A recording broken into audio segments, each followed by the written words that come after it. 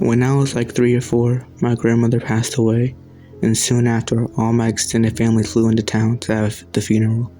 A week after the funeral, some relatives were still in town, including my uncle and his family. My grandmother wanted us to sell the house after she passed, so my family did exactly that. It was heroic because we were trying to pack everything up. Meanwhile, everything still had to go to work and school. On one of those days that we had to pack up the house, my parents both had work. My oldest cousins had school, and my uncles and aunts had jobs and other stuff.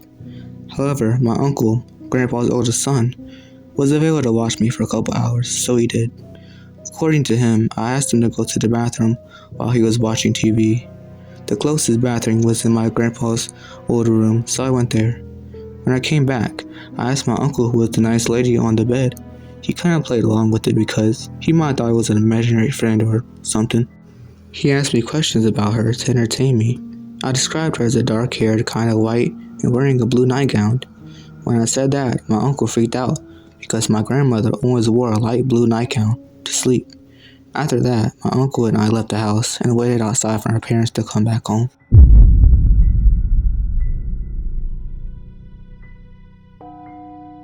When I was about 8 and staying with a friend, I woke up from a dream that my dog passed away and crying, and I asked to go home. But I decided to stay the night. The next morning, I went back to my family's house and they were sitting silently in the living room. I found out that my dog was run over that night at the same time by a car. I had the nightmare. I was so shocked I couldn't even cry.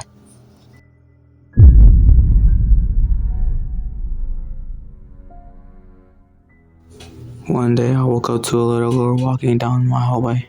Right before it reached my room, it turned its whole body. I said body because the whole time her eyes were locked on mine. She smiled with a creepy grin and was on an angle into my parents' room. I got up and ran in there so fast my parents woke up. They saw me standing there at the door, panting and sweating. They told me they saw my face and knew something happened. Never been more scared in my life. I'm sleeping and I hear my brother coming late. Everyone's asleep and I hear him come up the stairs. He opens up the door of our room, walks in, and starts opening and closing the cabinets. I was asleep, so I let it go. But after at least 10 to 15 times, I finally sit up and say, "What the F?" Some guy turns and looks at me. I quickly turn my phone on and grab for the light. I turn back to the closet and it's still open. It freaks me out because I know I close it every night. My brother is fast asleep in his bed. After the second story, my parents confirmed they seen little things and felt presence in the house.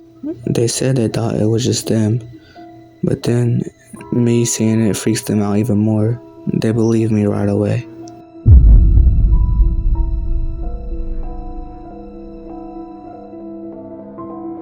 My dad worked in security. I got into it after he had passed. One night I was called on my night off. They need someone to go fill in on another site. I never worked a site before, but hey, over time I accepted it. It was one of my dad's old sites. It was about 2 o'clock in the morning, and I'm doing a round. I enter one of the buildings, and I think I see someone moving up ahead. It is 2 in the morning, and the building is locked. There should be no one here. I quietly close the door behind me and creep out for a closer look. At the end of the hall is a security guard, which is odd as I am the only guard on duty at the time. So I am eyeing this guy, and I notice the uniform. It is for a company that doesn't exist anymore. In fact, it is for the company my dad worked for when he was at the site. So it hits me, that isn't my dad. I'm sitting there watching him. He's apparently doing a round of the building I am patrolling. So I watch him. He looks directly at me as if he could see me. He looks at me for about 30 seconds or so. He turns the corner. I run to catch up with him, but he was gone. Almost 2 years later, I still swear I actually saw him that night. I don't know if it was actually a ghost or if it was a hallucination, because it was one of his old posts, and I was so emotional, or if maybe somehow time loops exist, and I actually saw him working at the site in the past. I honestly don't know, but every time I have a night off and they can't find anyone to fill in, I jump at it no longer for the overtime, but with the hope that whatever happened that first time happens again. I filled in over 20 times since that encounter, and I haven't seen a thing since.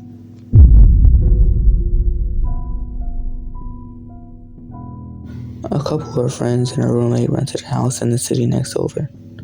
One floor had a partially finished basement. The owner just started the job, but never completed it. Only the outer walls and one of the inner rooms were put in. The main area was open with a single light bulb hanging from the ceiling. Scattering of old furniture around. My friends used to use the basement to host parties. Apparently, there was a standing request not to sleep down there, a request that I did not want to hear. We were maybe 20 or 21 at the time. Well, after one party, people started going to sleep whenever they could find space, and I picked the only one spot I could find, this old couch in the basement.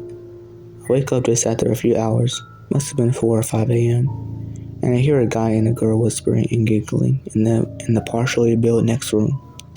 It sounded like someone who was at the party, so I got up to ask them to be quiet.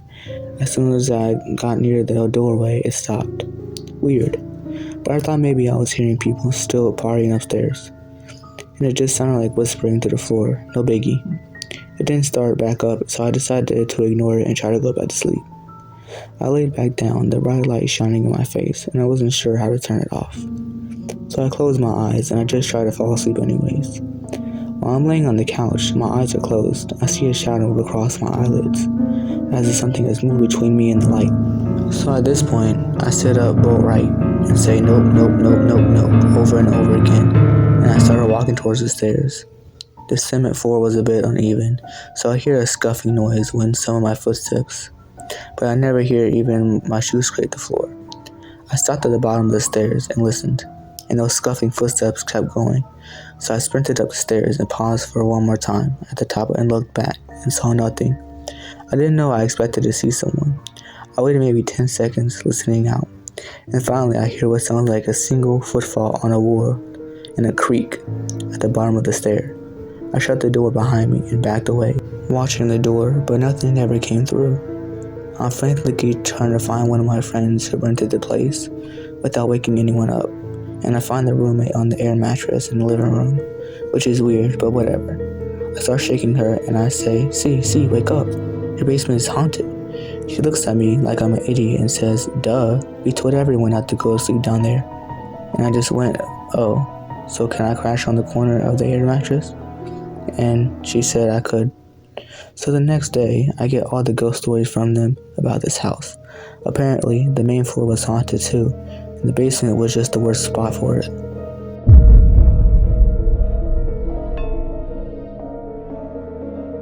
Bit of background. When my wife was young, her parents and her siblings lived with one set of her grandparents. Her grandfather was murdered in their home. It happened in his bedroom upstairs. The room was used primarily as a storage room for the next 20 plus years. Her parents tried to sell the house multiple times, but living in a small town, everyone knew that the house would not sell, so they stayed. Years later, and while me and my wife were engaged, there was a murder trial in which I attended in support of her family. I saw the crime scene photos. Another few years later, we had 2 kids. The oldest was 6 at the time. My wife's family does not talk about the murder, and our kids does not know about the murder still to this day. My IFL decided he wanted the room where the murder happened to be hangout for the grandkids. When the family was in town, he put the sleeping bags and the TV in the room ahead of the holidays long to get together. We didn't like it, but we stayed silent since the murder was a sore subject. My IFL also wanted all the grandkids to all sleep in the same room together. We were the first to arrive, and my son went into the room alone. He usually doesn't sit still long at that age, so after a couple of hours, I decided to check on him. Here's our conversation. During this whole conversation, he was still and rigid and would not look away from the TV. Hey buddy, is everything okay up here? Yeah, it's okay. Having fun? Daddy, do I have to sleep in here? I don't want to. Why not? I'm not alone. Every hair on my body stood up. Well, yeah, I'm here with you, buddy. No, there's someone here with us. Are they nice? Mean? A grown-up? A kid? A grown-up. What are they doing right now? They are watching you. You had never said anything like this at your grandparents' house before. You have been here a lot. They don't leave this room, and I'd never been in this room here before. Where are they now? Looking away from the TV, he points to the far corner where his great-grandfather was murdered and said, "They are standing over there. They don't move much. Okay, buddy, you don't have to stay in here." And he left the room with me. Alright guys, so quick break. Some of these Reddit stories don't have like a lot of context to them. I don't know why, but like I feel like that story could have like a little more context to the ending, but that's all I just want to say. Back to the video.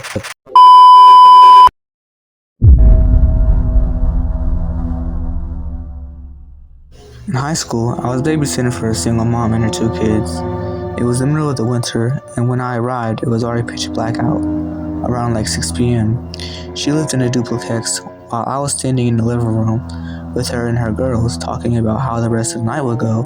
A little boy in a full snow gear came in through her front door, stomped through the living room past us, and headed down the stairs to the basement. The mom never even looked at him or stopped talking. The girls didn't make any acknowledgement that they saw him. I was super weirded out, but I was also extremely introverted teenager, so I didn't ask what the mom was up to. Once the mom left, I asked the girls who's the little boy that came through the door, and they both had no idea what I was talking about. So I got brave and grabbed a broom and headed downstairs. It was a small unfinished basement, one single room with no closets or anything. No one was down there, and the little boy definitely had not come back up in that amount of time. This was pretty weird. This is the only time I truly believe I've ever experienced anything paranormal. I normally scoff at ghost stories and all that type of stuff.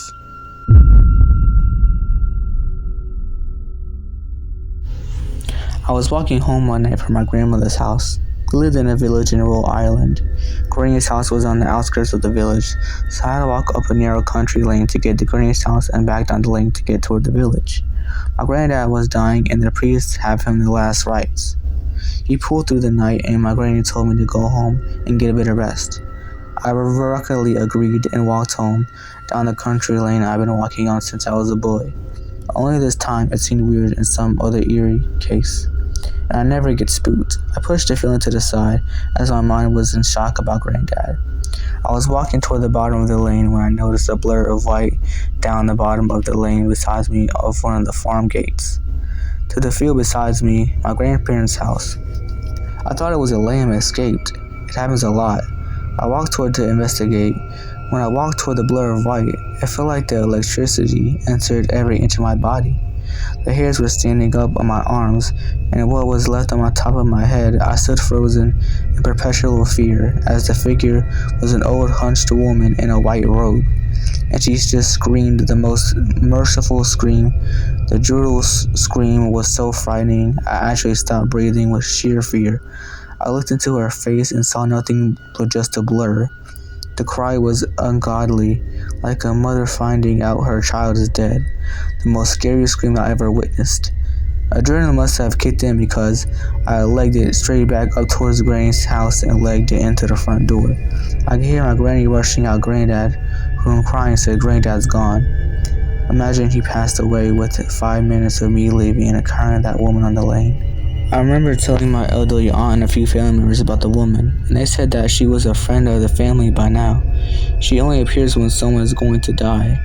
I thought they were just trying to piss until my father, a born skeptic and a very religious man, confirmed the woman's existence. In some families in Ireland, she would be called the Banshee. I'll never forget her, not even when I'm on my own deathbed will I ever forget the howl thank you.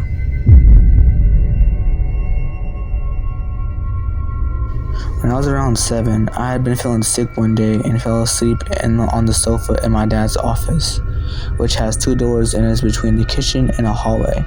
I must have fallen asleep in the early evening and slept like a rock until I woke up in the middle of the night with our 2 cats locked in the office with me, and they were meowing frantically. I was sick, a little kid, and I didn't know what to do, so I just sat there and cried. After a couple of minutes, my older brother must have heard me, which was weird because he used to listen to his headphones at night. Because he opened the door from the kitchen side and reached out for me and said, "Alright, come here." He had his Walkman and headphones in the other hand. I took his hand and he walked me downstairs to his bed, and he let me sleep with him that night. Years later, when I was a teenager, I was retelling the story at some family event, and my brother cut me off to say that he didn't come upstairs. I walked down to his room. I had woken up disoriented and scared. There was no way I left that room by myself. I was so skittish of my dad's basement at that age, hence needing the escort. I vividly remember just sitting there crying when he opened the door while he could leave specific memories of me showing up next to his bed. So this day, or whoever took my hand and walked me downstairs, is anyone's guess.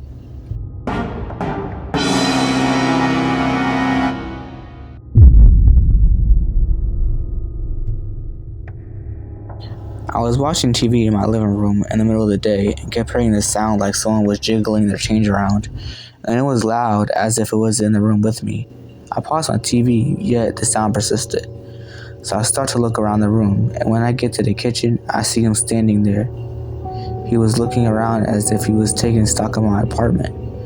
And oh, he was jiggling change in one hand while flipping a quarter in between his fingers with the other hand. Something he did a lot when he was alive. He turned his head and saw me frozen staring at him. The expression on his face was new. I would never forget it. His eyes got huge, and he kind of titled his head forward with me. The expression like, "You can see me?" I don't know how long we stared at each other for, but I turned away when I started to hear my cat ripping up the carpet again in the other room. When I turned back, my ex was gone. It's worth noting that he had only been dead for a couple of months too. Some Romanian woman I worked with told me that the dead stick around for 3 months before crossing over. I don't know all about that, but I know without a shadow of a doubt what I saw that day.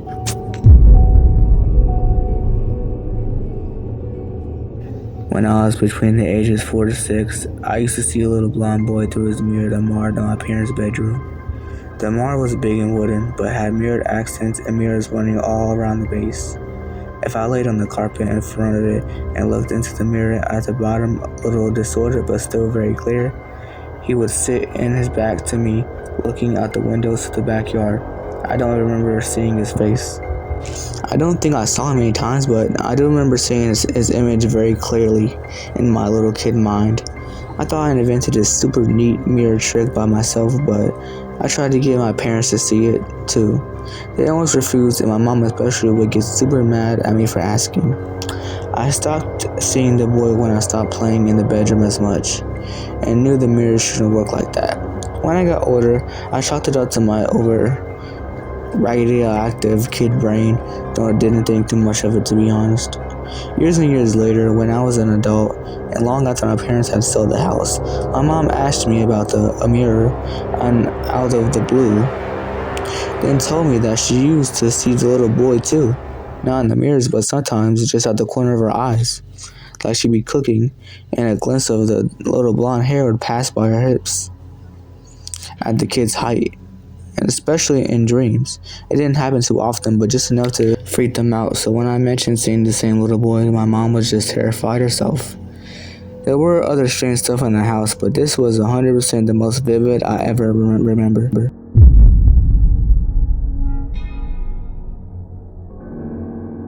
One night, I must have been about 5 or 6. I woke up in the middle of the night and felt uneasy. I was never a good sleeper and could call for my mom if I felt sick, so that's what I did. I called for her and then noticed someone in the corner in a white nightgown and holding what looked like to be a mug. I genuinely thought it was my mother and asked, "Mom, what are you doing in the corner?" The figure did not move. I asked it again. When I had no response, I just went straight back to sleep. You'd think such a thing would scare a little kid, but I actually felt a sense of peace about it. Then, years later, I must have been about 19 years old, I saw a psychic. I know, cold readers are a thing.